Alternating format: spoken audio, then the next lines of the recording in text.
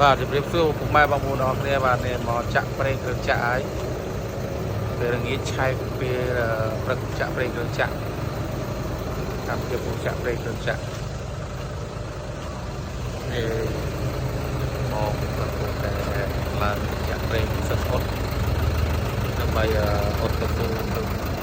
ផ្លូវយើង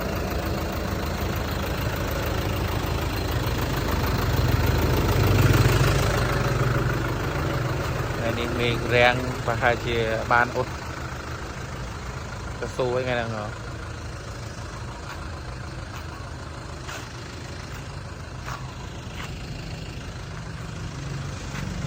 ទេសភាពរាំងល្អ